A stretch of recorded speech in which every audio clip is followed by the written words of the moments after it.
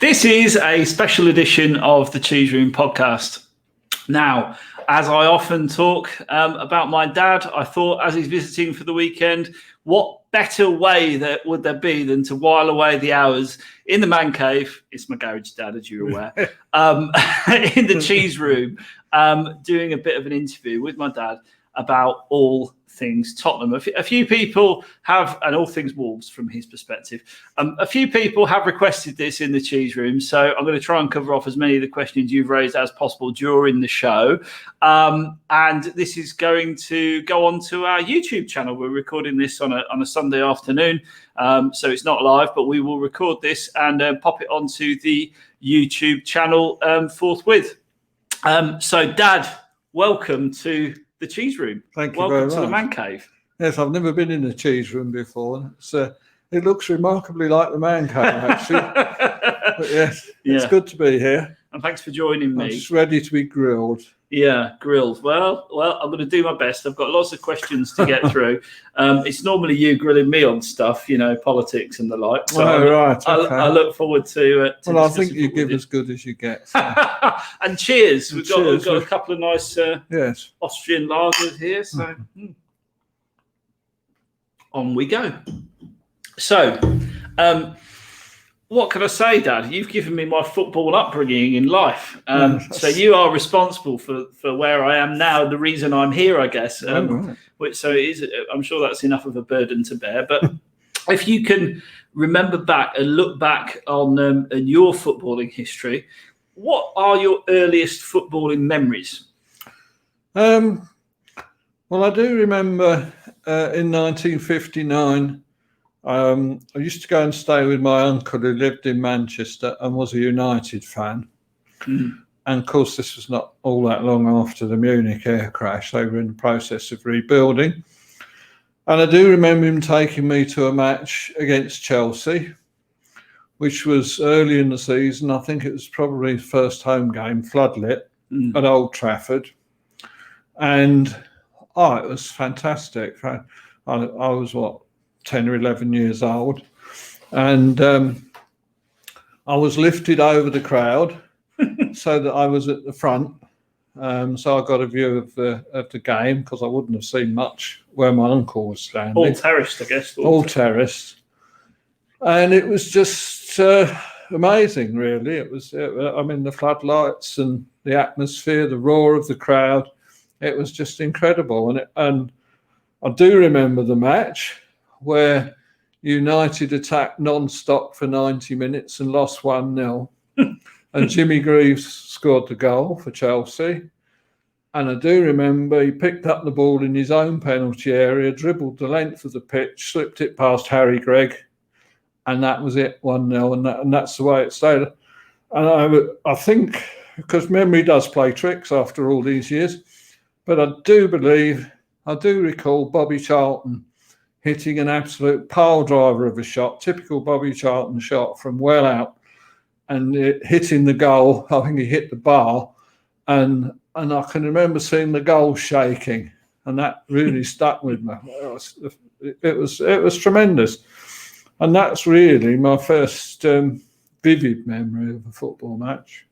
Before that, I've been to a few games here and there, but not as a regular thing, but that was so exciting. It didn't cost me anything either. and how much was a ticket back in those days? Boys, I think, got in for, it's either 6p or 9p. That's old pence. Yeah. So you're talking about 3p. Wow. Something like that. I actually lived in Charlton, as you know, in southeast London. That's where I was born and bred, and Charlton was my team, and I used to go to watch them. But it wasn't as exciting as Manchester United. Do you ever remember seeing Tottenham back in those days? Did you ever see the Tottenham team that won the double? Or not in the flesh? No, actually, the year they won the double, they knocked Charlton out the FA Cup in the third round. And amazingly, because Charlton were a mid-table second division team, as it was then, it's now like Championship. Yeah. And they used to let a lot of goals in. They used to really concede goals by the dozen. I think they scored 100 and let in 100 in the season, something like that. And they was entertaining. But they were drawn away to Spurs in the cup, third round. I thought, well, that's the end of our cup run. But actually, they came close. They only lost 3-2. And I do remember being told, reading in the paper, that near the end of the game, Charlton were actually on top. They came back strong. Typical FA Cup tie, I suppose. Yeah. And a chap named Brian Tocknell, who used to play halfback for Charlton, smashed a shot in it, and it looked like it had gone in, but it just hit the side netting. They came very close to getting a draw. They'd have got stuffed in the replay, no doubt. But I was quite amazed that they got within a goal. The year before, they'd gone out to Wolves, and Wolves had gone on to win the cup. Ironic.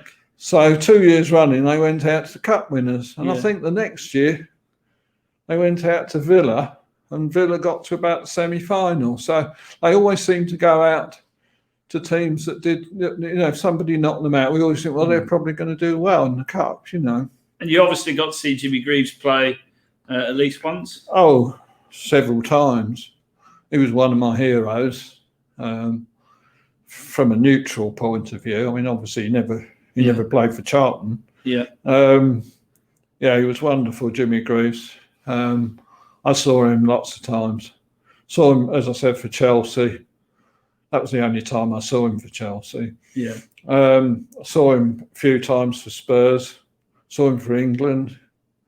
Saw him at the end of his career, play for Barnet, non-league. Oh, really? And I saw him play at Kettering in a Southern League game. Yeah. So I sort of followed him from like his early career right through to the end, as it were. And he was always one of my heroes. I felt really sorry for him when he missed out in the World Cup because, I mean, he was such a good player and an absolute star. And I don't think Jeff Hurst was as good a player, to be honest. Technically, I don't think he was as good a player, but a different sort of player. Of course, it fell Jeff Hurst's way. Yeah. And good luck to him. He got a hat-trick. I'm not complaining about that, but you couldn't help feeling a bit sorry for Jimmy Greaves, really.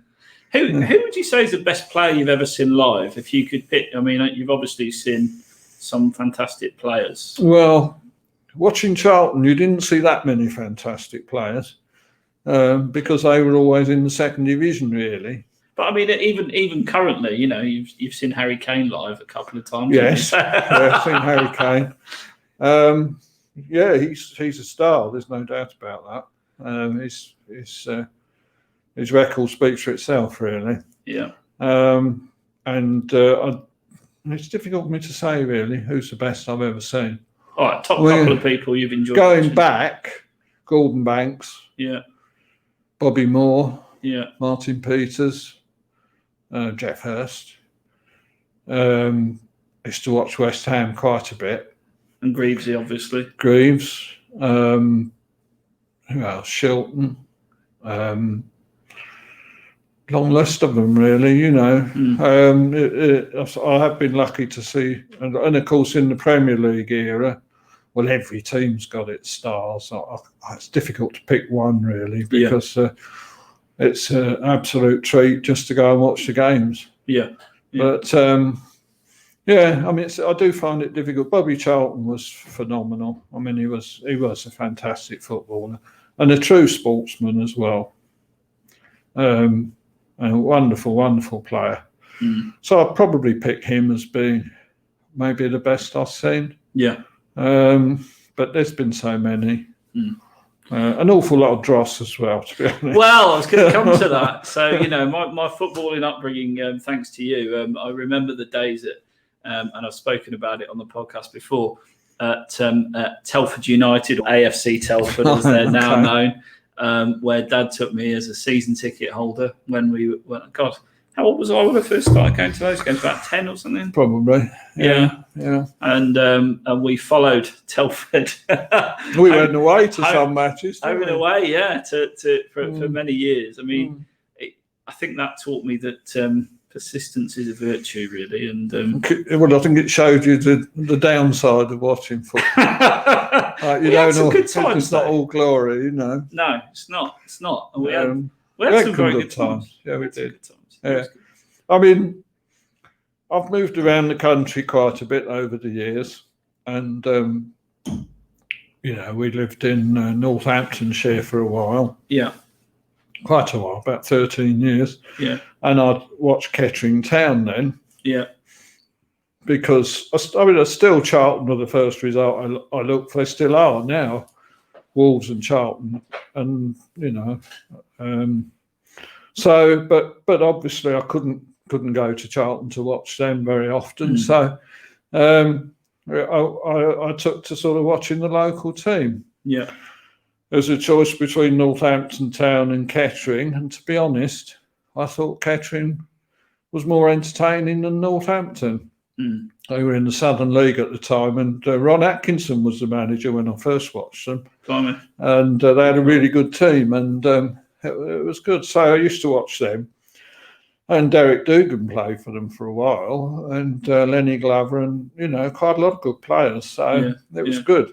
So then, when eventually we ended up in Shropshire, where we live now, again, I looked for a local team to go and watch. Well, basically, I suppose I could have gone to Wolverhampton then, but it didn't really occur to me that much. It was a choice between Shrewsbury Town and Telford, and Telford were in the Premier Division of the Southern League. They're struggling, but I thought, well, they need the support, and so I'll go and watch them. And I was a season ticket holder there for many years. I watched them for over 20 years, through thick and well, it nearly all was thin. There wasn't a lot of thick. And of course, they went bust in about 2003. So they had to reform the club and start from, you know, they dropped down about three or four leagues and had to work their way up. But that was actually quite good fun. That was probably the most fun you've had, isn't it? Because they actually won things. Actually got promoted a few times, yeah. So I've forgotten what your question was now.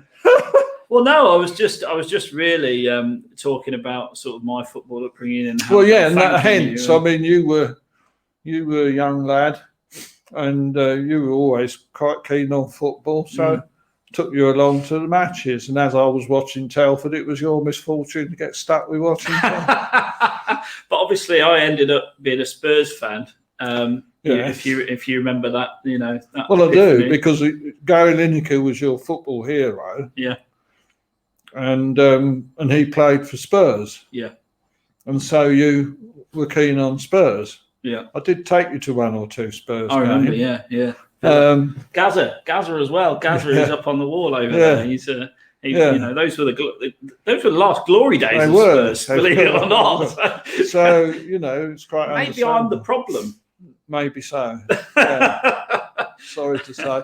So that's really why you started supporting Spurs in the first place, and you've stuck with it all the way through. So painful through thick and thin. I have to say, I'm old enough to remember when Spurs got relegated to the second division. They did come back at the first attempt. Yeah. But then also Manchester United got relegated as well, which probably a lot of people don't realise these days. But I think that happened in the 70s, late 70s, something like that. Yeah, so we can dream for it to happen again. It can happen to any club, you know. Well, look at Leeds United. Yeah, clubs have their ups and downs, but but that's basically how you started watching Spurs, and we ended up watching Telford, and I watched Telford till about 2014, something like that. Well. In terms of being a season ticket at Wolves, second season ticket holder at Wolves, where's your seat? I'm in the Steve Ball stand, row R, seat number 178, and it's just above the halfway line. Second tier. Yeah, about 2/3 of the way up. Perfect then, really. Perfect. So I get a very good view, yeah. Very good view. So you should know your stuff on Wolves then, which we're going to come on to in this as part of this show. And your last trip to a full capacity game might have been at Wolves, but in terms of with me, it was at the Tottenham Hotspur Stadium, wasn't it? Which is the last full capacity game the Tottenham Hotspur Stadium has seen. Indeed. And obviously COVID's been really horrible for everybody, and I think we all can't wait to get back to the football. It's probably the thing I've missed the most. Selfishly, I mean, the pandemic's been awful for so many different reasons, but from a selfish basis, that feeling of belonging and going to the football and enjoying watching your team is just something that I think so many people have missed. Absolutely. So it's going to be fantastic to get back there. I can't wait for next week. I can't wait next week after for me. Yeah. When we give Spurs a good throw. Well, we'll definitely go on and talk about that in a minute. A couple of questions, really. What did you think of the new Tottenham Hotspur Stadium? And no, let's do that first. What did you think of the new Spurs Stadium? Oh, absolutely fantastic. Never seen a stadium like it, to be honest. Far better than Wembley, I would say. Yeah. Although Wembley's really good. Extraordinary. I've never seen anything like that. And you gave me a little tour of the bits we could go in. Yeah. And it was all thoroughly impressive. Yeah. I would imagine if you're a player and you're choosing between two clubs to sign for, it would play a big part in swinging the decision Spurs' way. Well, you'd like to think so, and of course that world-class training ground, which is all the club ever go on about. I'm not sure how much of a pull that really is. The only thing I would say is, and this is not about the ground, it's about the effect the ground has. Yeah. I think when teams play there, they play out of their socks, quite honestly. I think any self-respecting footballer is going to love to play at that stadium. Yeah. And the atmosphere, I think professional footballers get motivated by big crowds. It doesn't matter if they're away. It's obviously, apart from in the COVID era, statistically, you've got a better chance of winning if you're at home. Yeah. But leaving that to one side, all I'm saying is the away team will be motivated by a big crowd and a lovely stadium and all that. And I think they'll probably play better than they might have done if they were just in an ordinary, if they were at Wolves, say. Yeah, or at Burnley, where they put you in a porta cabin to get changed, and at Spurs you've got, ice baths and a warm-up room and everything else, even in the away section, on the tour. I should take you on the stadium tour. I mean, this is probably the wrong thing to say, but I often wonder what Burnley do with all the money they get from the Premier League. They don't pay much for players, and they don't spend anything much on the ground by the looks of it. No. So I don't quite know. And they nearly went bust last year. Yeah, so I don't really understand that one, but probably if somebody who supports Burnley watches this, they'll probably come on with a quick answer. Yeah, absolutely. What's the most memorable stadium you've been to? You must have been to quite a lot of football grounds, especially pre-all-seater stadiums. So in terms of atmosphere and just, location maybe, and what are your sort of most interesting stadiums you've been to? I mean, in the old days, when I used to go to quite a lot of other teams' grounds, the stadiums didn't tend to be that good. They were, this is before Hotspur and all the other disasters that happened round about that time, and before the stadiums were all improved. So now, most stadiums are phenomenally better than what they were then. There was a tremendous atmosphere at West Ham, I thought. It wasn't a particularly nice ground. The Berlin. But when you got a big, they didn't hold an awful lot of people. If you got, I can't remember what the numbers were, but say it's 30,000. If it was full, then you got a really good atmosphere, and they were close to the pitch. Yeah. So they really were. It was a really good atmosphere to enjoy a game of football in. You could say the same in Millwall, actually.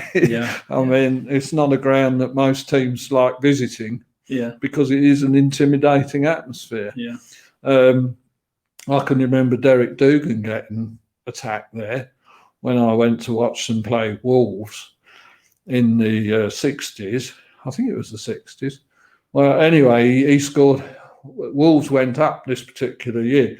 He scored the equaliser, and it was a 1-1 draw, and Wolves were losing. It was getting near the end. And he scored with a header. And of course, being Derek Dugan, he ran round behind the back of the goal and started making various signs at the Millwall crowd, whereupon some of the Millwall crowd decided that wasn't really what they wanted. And they came over the fence and started scragging him. What? And the police had to come on and rescue him. That was Derek Dugan for you. But that was quite an atmosphere. I mean, in terms of quality of stadium, Spurs is the best I've ever been to. Yeah. Wembley is great. The old Wembley wasn't so great, but by the standards of the day, it was atmospheric as well. The old Wembley. Oh yeah. Chelsea's ground used to be a great big bowl, which was largely uncovered, and it held, I think, about 80,000 people. But you had a greyhound track round the pitch. So the crowd was miles away from the action, so it wasn't so atmospheric as other grounds. I never saw 80,000 there, but I mean the crowds used to be quite big in the 60s. Probably had about 40 or 50,000 there. Charlton, which was the ground I knew better than any, was a bit like Chelsea. There was no greyhound track. It's a natural valley. It's a natural amphitheatre. It is called the Valley for a reason. It's in a dip in the ground, and it used to hold about 80,000 people, but it was covered behind one goal. It had a grotty stand on the halfway line that took up about 2/3 of the touch line, and other than that, it was all open. And so many a soaking I've got there watching Charlton, and it wasn't really atmospheric because in those days you'd get about 14,000 people to watch probably, and it holds 80,000. So it's not really very atmospheric. But it was our home ground, and enjoyed going. Had lots of good times there. So good stuff.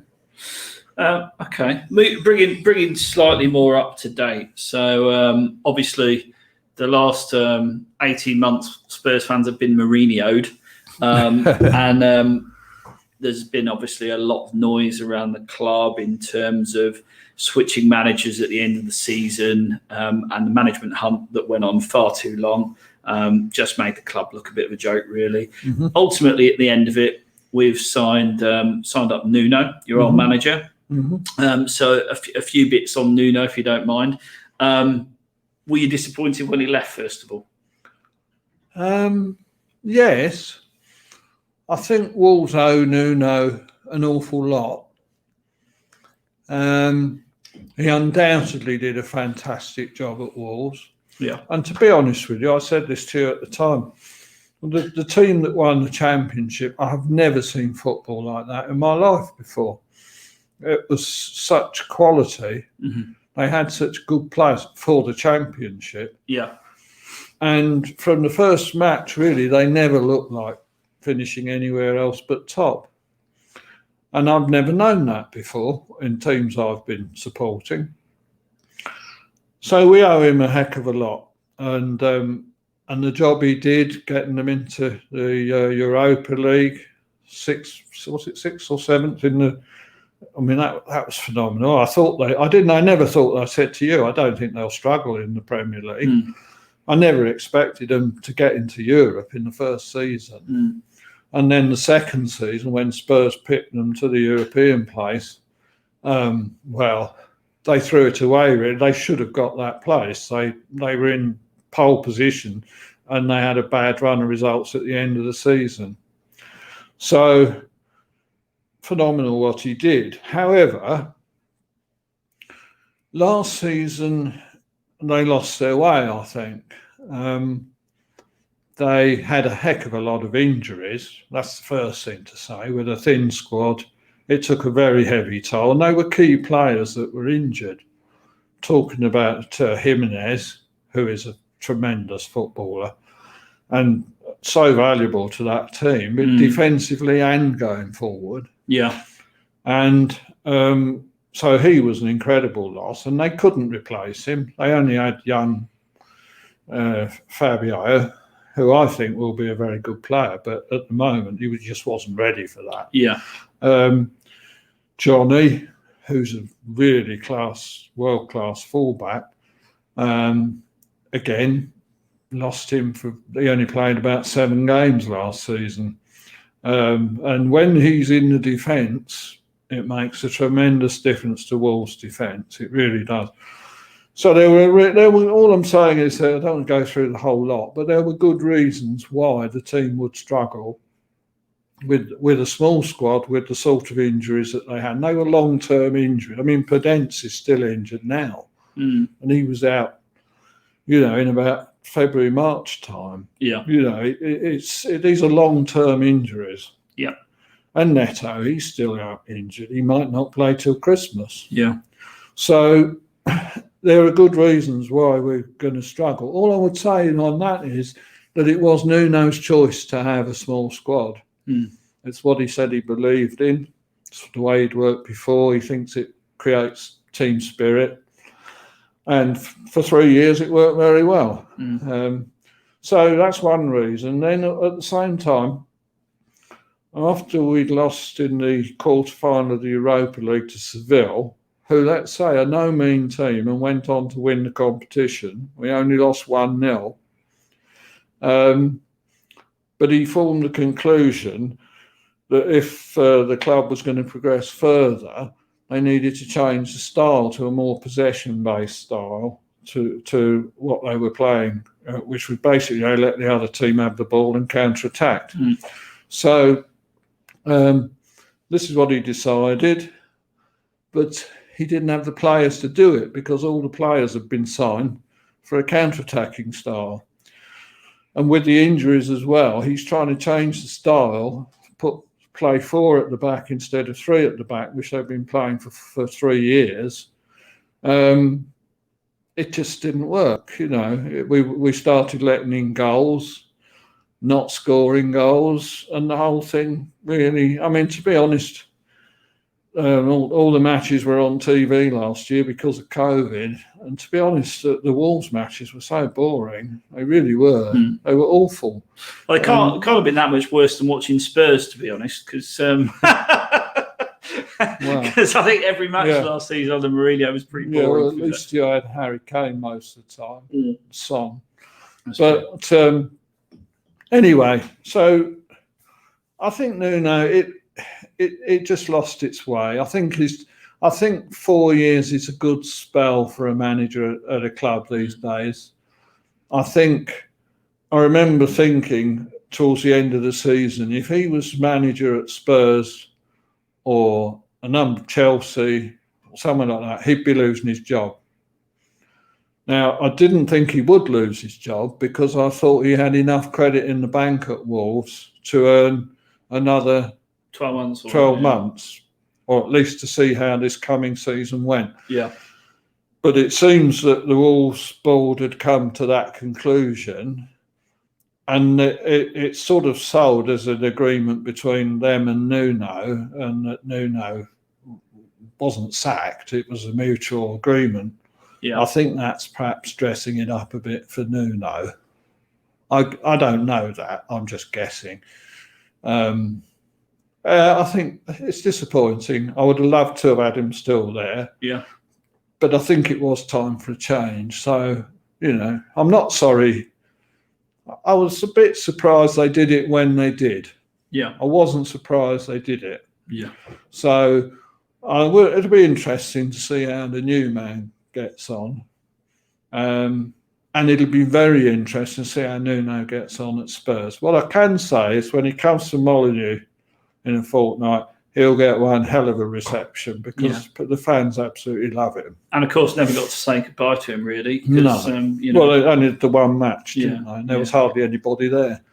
And also, I have to say, he gave £250,000 of his own money to the local food charity. I didn't know that. In about January, February time. That's how strong his bond with the Wolverhampton people was. And there aren't many managers who would do that. No.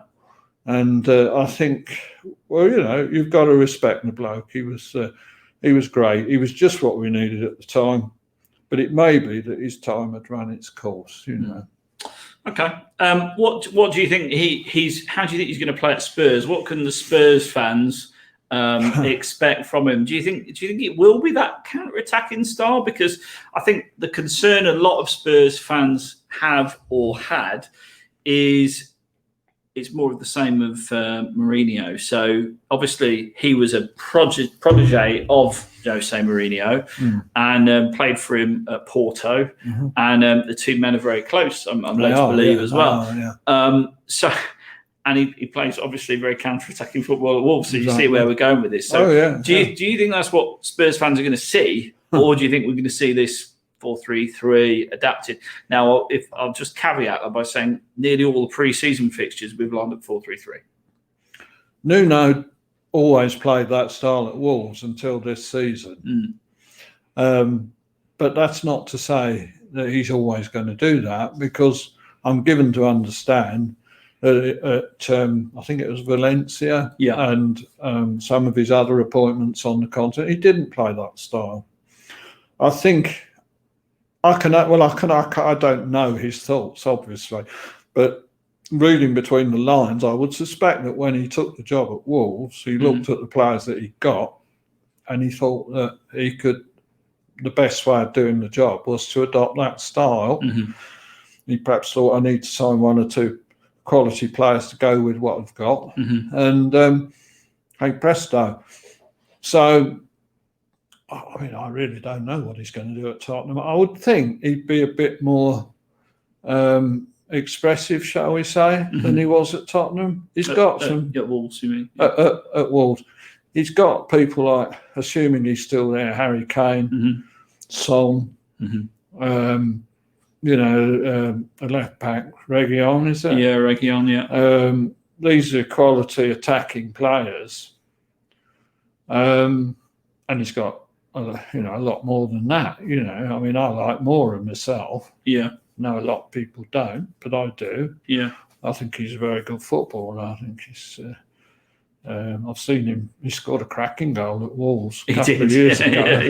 Yeah. Swine. I think he just frustrates people, Lucas, because he offers he's clearly got the ability to do more, but he's never really pushed on. Yeah. He works incredibly hard for the team, but he always seems to make the wrong decisions. I mean, obviously he didn't on that occasion, but I think he's clearly a top footballer, and he'll forever be in Spurs folklore with the hat-trick, obviously, in the semi-final of the Champions League. That was wonderful. But he is probably a player. He's 29 now. He's probably going to be not around that much longer. But he's a good player. I mean, it's difficult to say, but I would expect he would probably be a bit more open in his methods. I think partly because as well, he's probably been told, if he didn't know already, that about the Tottenham tradition, if you call it that. Yeah.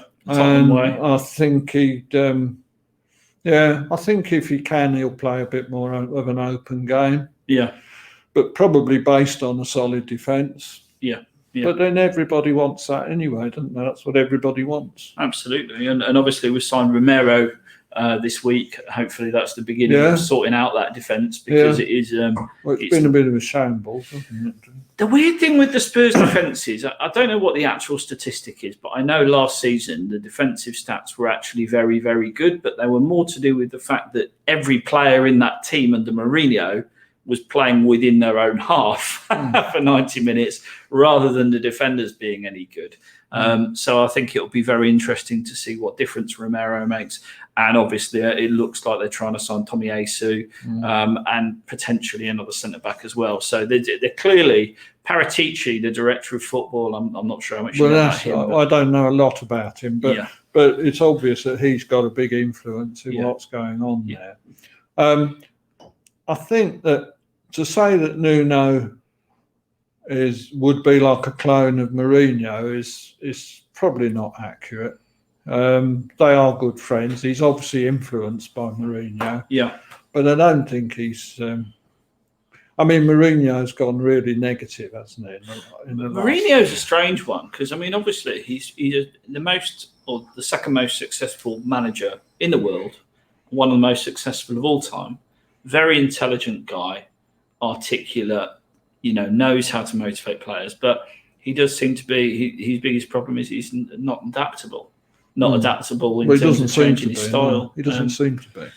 It's written in the stars. He's going to knock Tottenham out of that Europa Conference League because Roma are the only other big team in it. So he's definitely going to come back to haunt us. We nearly never beat a Mourinho team, by the way. No. They are hard to beat usually. Yeah. But I think Nuno will do. I hope he'll do a good job for Spurs because I'd like to see him do well. Yeah, because you've got that affinity with him. And I think he probably will. I think it's a new challenge for him, completely different setup. He's got his usual team of coaches and so on and so forth. Yeah, I think he'll do a good job.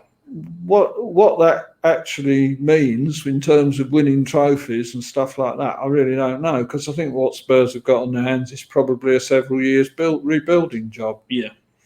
So whether you can expect to win any trophies. But I always think that at least every Premier League club has got a chance of winning one of the cups, by the law of averages. But of course, there's a counter argument to that. It's nearly always Manchester City, Manchester United, Chelsea. But it's not every year. Wigan won it, Leicester won it, and it can be done. Absolutely. For the luck of the draw and so on and so forth. Doherty has really struggled in a Spurs shirt. So Matt Doherty, obviously, we signed him last season. I had really high hopes for him. Why do you think he struggled so much? Because am I right in saying he's missed at Wolves and was a really key player in that team that pushed for Europe every year and got you to the... Yeah, Doherty had been with Wolves for some years. They signed him for a pretty low fee from Ireland. And he, over the years, he's been a very good servant to Wolves in the Championship. Mm-hmm. I would have said he was an average Championship player. Then when Nuno came along and he adopted this counter-attacking style, it just seemed to fit Doherty like a glove. Mm-hmm. And he was a key player in that team. He used to get forward. Mm-hmm. And he would take. He scored against us. Yeah, he scored a lot of goals. Mm-hmm. For a defender, his goals. Well, he scored more goals than our strikers did last year. He was very much missed when he went. Mm-hmm. I was sorry when he went. I don't blame him for going because it's a new challenge and Tottenham's a big club, and he's not that young. Yeah. So I probably thought, if I'm ever going to do it, I've got to have a go at it. Yeah.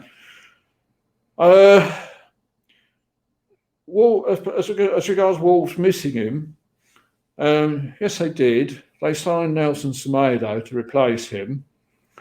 And not surprisingly, he took a long time to settle. Coming from a foreign country, okay, big club, used to, big games and stuff like that. Some people say he wasn't that good at Barcelona. But you've got to take account of COVID, all the quarantining and stuff like that. It must make it very difficult for somebody who's come from a foreign country. And it's bad enough for us, but for somebody who's come from a foreign country, just moved to the country, trying to adapt, I think that makes it really difficult. And I think that's probably part of the reason why he struggled to the extent he did. He made a lot of mistakes, gave away quite a few goals.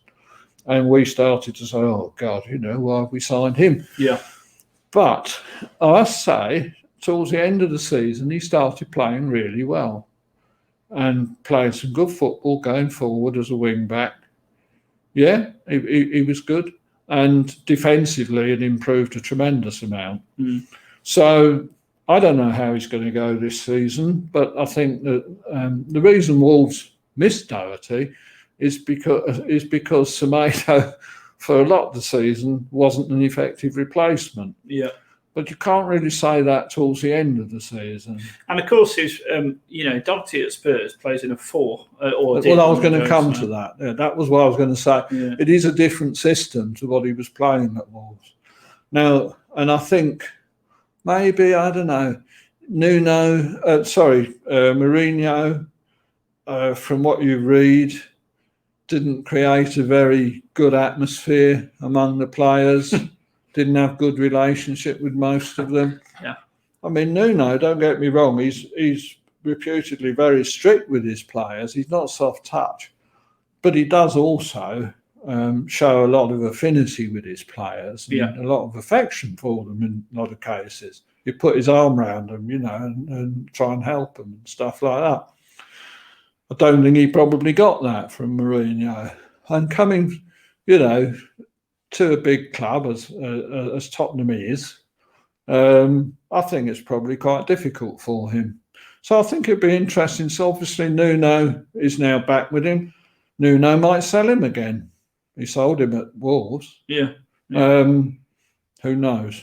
But I think I would expect he's got a better chance of success, having a better second season than the first, which you may say wouldn't be difficult. I think it depends if he plays in a wing back. How Nuno sets the team up. Yeah.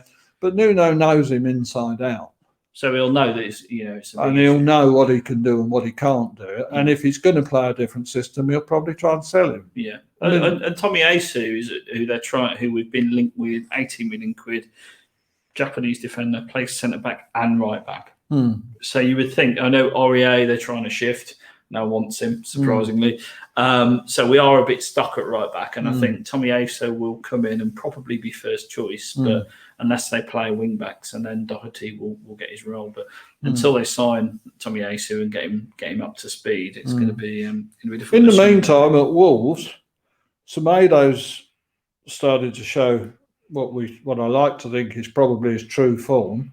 We've also got Hoover, who was a make-weight in the Jota deal with Liverpool. And I think he's a superb young player. And he can play. What's his name? Hoover, J. Anker Hoover. J. Anker Hoover? Anker Hoover. Oh. He's a Dutch young lad. He's only about 19, 20. And I think he's a superb footballer. J. Edgar Hoover sounds better. Yeah. I've probably not got his name quite right, but he is a very fine young player, and I think will be quite a big player in the future. So if Semedo doesn't come off, there is somebody else there who I think they might be able to. He played yesterday, actually, in the pre-season friendly, because Semedo got COVID at the moment. Oh, God. So, So we've been linked, Spurs have been linked with several Wolves players this window, which I guess is natural because obviously Nuno's the manager and it's always going to be the case that we're linked to a few people. The two that have had the strongest links are Traore and Cody. Would you be happy to lose either of those? Traore, he's been lambasted by the Spurs faithful, if I'm being really honest, as an oiled up, muscle bound guy who runs around and doesn't produce anything is the sort of thrust of the comments that I've seen on Twitter. Hope I'm representing that accurately, Twitter.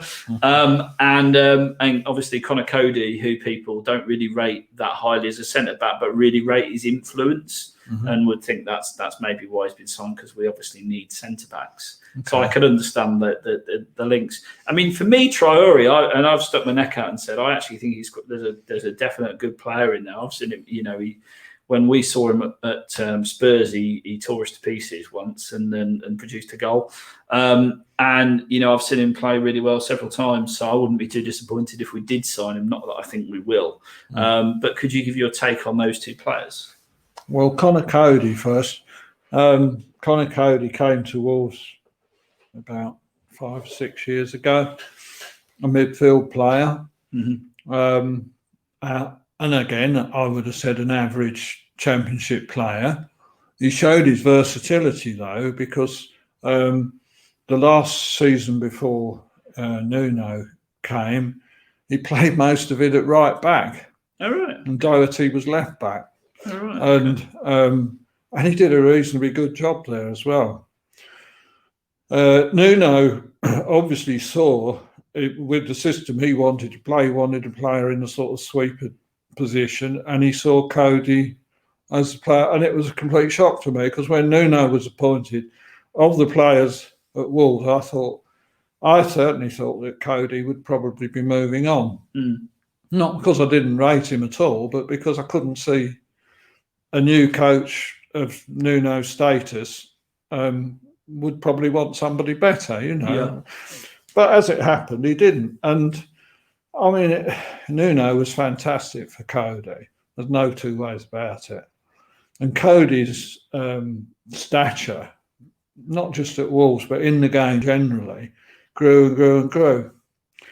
Now, I think in a three at the back, Cody is great. I think he's a really good defender. He doesn't get beaten very much.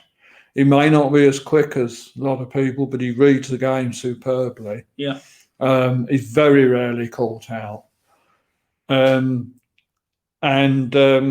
his captaincy is just fantastic. I mean, you can see it on the pitch. You know, you've probably seen from the England games, he never stopped shouting all the way through the game, encouraging, telling players where to go, what to do. And if he left, I mean, I don't know what the new manager's got in mind, but as we are with three at the back, if Cody left Wolves, I'd be quite upset. Yeah. However, we might not play three at the back. We might play four at the back. And if that happened, I don't know whether Cody... The times when Nuno tried four at the back last season, Cody struggled. Mm-hmm. It gave him extra ground to cover. And he's not the quickest, but he does read the game really well. I'm not saying he played terribly badly, but he certainly wasn't as effective as he had. And he did make one or two mistakes which you wouldn't normally expect him to make. Yeah. So I think I would be sorry to see him go, yes. I still think that if they play a four at the back at Wolves, he could be the shielding defensive midfielder in front of the four. Yeah. So, because he can play midfield. His passing is superb. And he spots an opening. He's very good at spotting an opening. Played some balls through yesterday for the forwards that were really, really good passes. So I think he could do a job depending on what formation's played at Tottenham. Mm-hmm. I hope he doesn't get the opportunity. I think Nuno thinks really highly of him. There's a very strong bond between them. That seemed apparent. It wouldn't surprise me if he would like him to be there with him. But I'm not convinced that Cody would necessarily want to go. And I'm not convinced that it would be in his interest to go. Yeah. So we'll see how it develops. I would be disappointed to see him go. Now, Traore is very much a one-off. When Wolves first signed him, they paid 16 million for him, and I thought that's ludicrous. Yeah, I know. I'd seen him play. He was dreadful. He played for Middlesbrough. I mean, he had pace, no doubt about it. He could get past his opponent, but he didn't have a brain after that, it seemed. I mean, he never. His passing was atrocious. His crosses just went out play on the other side. And although when Wolves played Middlesbrough in the Championship, I remember he gave our defenders a bit of a roasting. It didn't actually lead to anything for Middlesbrough. So I thought, well, 16 million for him is daft. But Nuno wanted him. Nuno's worked with him a heck of a lot. Well, that's what you read, and that's what Nuno says. And he has undoubtedly improved him a great deal. Now, he had that wonderful season a couple of years ago. For about half the season, he absolutely terrorised every defence in the league, and he was unstoppable. He even scored a few goals. He scored 2 at Main Road, and Wolves beat Manchester City. Main Road? Not Main Road. The It's going back a bit now. The Etihad. Yeah, the Etihad. Yeah. But he scored the 2 goals there. And he was phenomenal. And Harry Kane was coming back to his own penalty area to foul him to stop him getting through. Well, he took Tottenham apart, to be honest. Yeah. And they just one after the other, fouling him and getting booked. Yeah. Now, but that's not unusual. That's the only way you can stop him, because he is phenomenally strong and phenomenally fast. Now, and he's baby-oiled up, of course. He's covered in grease most of the time. So. Well, yeah, because you try and get hold of him. The weakness he used to have was that he kept on putting his shoulder out, and which was a serious weakness. It happened against Spurs, actually, at the Molineux, and it happened several more times after that. And because I thought, well, he's going to have surgery or something like that. But they found a solution to it. I don't know what the solution is. It's to do with his building certain muscles up or something, and covering him in grease and one thing and another. But he hasn't, touch wood, had that problem last season. Now, his value to the team. I know people look at his stats and say, well, he only had 3 assists last season, and that's crap, really. And statistically, that's true. But what it doesn't take account of is how phenomenally bad Wolves' forwards were, because he laid on loads of chances for people last season, but there's never anybody there to take advantage of it. And I think if he'd had somebody like, well, if he'd have had Jimenez there. Kane, yeah, certainly. But if he'd have had Jimenez with him, I'm sure Jimenez would have scored a few goals from the chances he created. So I think that's a little bit unfair to look at that. I have to say that since my original opinion that he was a waste of money, I no longer think that. I think Nuno did a really good job on him. I think he definitely was worth the 16 million that Wolves paid. I don't think they would sell him for under 50 million. I'd be surprised if they did. Simple reason that Fosun are an investment company. They're not charity. And, they will know what return they want on their investment. And if they don't get it, they won't sell him. 30 million's been mooted in the press. I don't think you get him for that. Okay. Yeah. I may be completely wrong.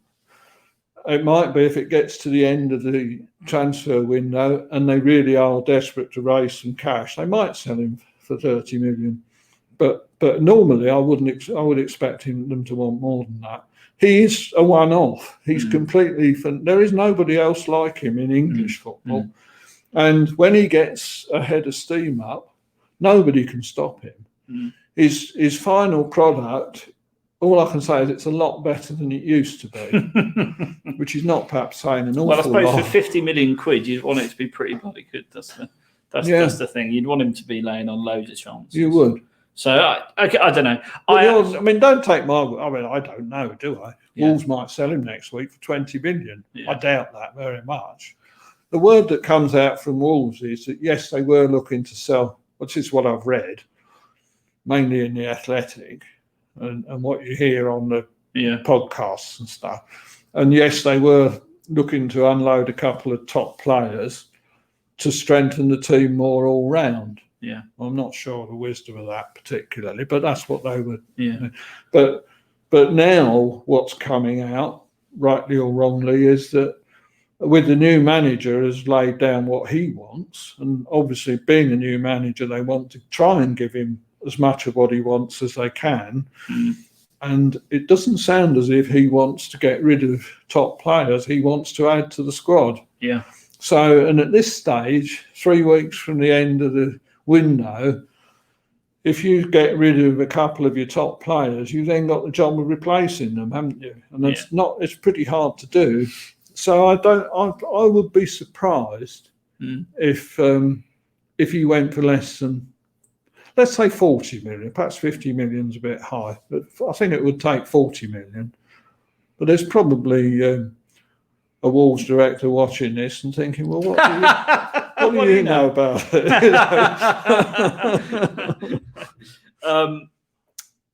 Who's the one player you would want Wolves not to sell to Tottenham if we could sign, What do you mean? Or to anyone, not to Tottenham, to anyone. Yeah. It's a good question. I've never really thought about that. I think Neves would be high up the list. Yeah, I was thinking Neves when I wrote the question, to be honest. Neves, I think, is a wonderful footballer. Yeah. He's still only 24. Yeah, still only 24. He seems like he's been around for ages. He has. He was captaining Porto, I think it was, in the Champions League when he was about 18. Wow. Oh, he's a tremendous talent. I think he's more likely to come into his own if he stays at Wolves, and he was one of the ones they were talking about selling in the media. I think if he stays at Wolves, this is going to be a really big season for Neves. Yeah, because Moutinho is not the force he was. I wouldn't say he's no good at all, but I think his influence on games would probably be as a sub more than, in my view. I think they need another midfield player to replace him. And I think to have him on the bench and around the club generally is really worthwhile. I may be completely wrong. Moutinho may have a wonderful season, but he's coming up to 35. Yeah. And most players, when they get to that sort of age, they're not what they were. No. So what I'm saying is Neves is going to be like the number one man, I think, in the midfield for Wolves. And it's going to be a big season for him, depending what system the new boss. I keep saying that, but we don't know. But yesterday in the pre-season friendly, I thought Neves had his best game I've seen him have for a very long time. I thought he was absolutely superb. And if you're going to carry on like that, well... See how it translates into the real world. Yeah. I mean, Arsenal apparently have been interested in him, but they seem to have lost interest. We don't mention them on this podcast, unfortunately. There's been a rumour that Manchester United were going to bid big money for him, but that's never materialised. No. I don't really see why. I don't see why they need him. The midfield's packed, isn't it? Yeah. So, especially if Pogba stays. Yeah. Yeah. Well, maybe, I don't know. Maybe someone will come in with an offer for him and maybe they will accept it. But I wouldn't want him to go. No. Okay. And conversely, who's the sort of, outside of Harry Kane, because that's far too obvious, who's the one or two players you would want from Tottenham if you were to sign one? Right, okay. Well, this is purely not knowing what system Wolves are going to be playing. So you're just looking at who do you think Who are the best players? Who are the best two players that Spurs have got, irrespective of formations? And I would say Son. Yeah. And I would say Reguilon. Really, Reguilon. Not in Dembele? No, I don't think so. I think the only thing is, no, you've just. I've probably answered that wrong actually, because when Johnny comes back, we wouldn't need Reguilon. So probably that's not a good choice. It could be Dembele, yeah. I've always liked Dele Alli, actually. Yeah. Well, I think he's a fantastic talent, and it's a real shame the way his career's gone in the last year or so. And the tremendous. He's 24. Yeah, I know. He's still a young chap, still no older than Neves. So much time. He has, but somebody needs to. Whether Nuno can do it, I don't know. He needs somebody to help him, doesn't he? Somehow. I think the issue is what made Dele successful was the system that Spurs used to play, and the Pochettino, the high press, and then the raking balls from Toby Alderweireld, the flick-ons, and he used to play off the Harry Kane or whoever's up top at the time, Son Llorente, and he's great at sort of arriving late, and that's how he scores his goals. Same with Doherty, actually. That's how he scores his goals, and obviously he scored some amazing ones like the flick volley at Crystal Palace and things like that. And that's when he's a confidence player. Yeah. So when he's not confident, unfortunately, that stuff then doesn't come off, and people end up sort of hating him even more or moaning about him even more because I hate such a strong word, because obviously he's doing flicks and tricks, gives the ball away, and just irritates showboating, basically. Yeah. But those are the things that makes him a fantastic player, and when it comes off, it's brilliant. I think we've just got to find the system to get the best out of him. And I think Daniel Levy's made it clear he's not for sale last season because PSG wanted to buy him. So it's a big season for him. He looks like he's trained really hard in pre-season. He's come back in amazing shape. Nuno's been very impressed.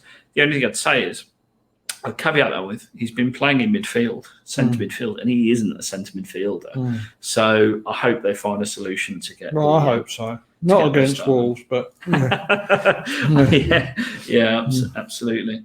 I suppose finally, just wrapping up, what are your sort of hopes and expectations and prediction for this season, both for Wolves and Spurs? So, where do you see Go on, answer the question. What are your hopes and expectations, and where do you see them finishing? My hope is that Wolves will do the double. Accepting that that's probably not going to happen, I think I would hope that they would possibly just get into the Europa League again, like they did a couple of years ago. Yeah. My expectation. I would also hope for a cup run as well. Cup final really. Expectation. Well, again, as I keep saying, we don't know what the new coach is going to do really. So, but I would hope that we'd be comfortable mid-table at least. Yeah. And not have any sort of struggle. Yeah. We would have had a struggle. Like we could easily have got sucked into relegation last year. We were very poor. And I think Nuno actually probably did quite a good job in keeping them clear of relegation with the resources they had. But the football they played was dire. It really was. Spurs. Well, I always remember the old Spurs teams that used to win the FA Cup every 10 years or less, and League Cups and stuff like that. Pass and move. The old double team was, for me, just a phenomenal football team. Actually, as an aside, my uncle supported them. My uncle used to live in Hackney, and he used to go and watch Spurs one week and Leyton Orient the other week. There you go. And of course, Leyton Orient, big club for Spurs, especially with what happened just in Edinburgh. That's right. Recently. Well, he used to. So he followed Spurs all the way through for a long time. But he was there all through the double year. So he was quite lucky, really, to be around when that was going on. Certainly was. I'd absolutely kill for that. But I would expect Spurs certainly to be at least mid-table. I think they're going to have a transition season, and I think that maybe higher than that, maybe they could get a Europa League place. And again, I would hope for them that they'd do well in the cups. I'm not sure about this Europa competition. I think that's probably more stress than it's really worth. But I wish them luck anyway. I've always liked Spurs, not to the point where I support them, but I've always liked watching them and all that. And of course, now you're a big supporter, so I do watch them very closely for that. Like, it gives me an interest in them. So I hope both clubs have a good season and provide plenty of entertainment, and let's all have a good time. Absolutely.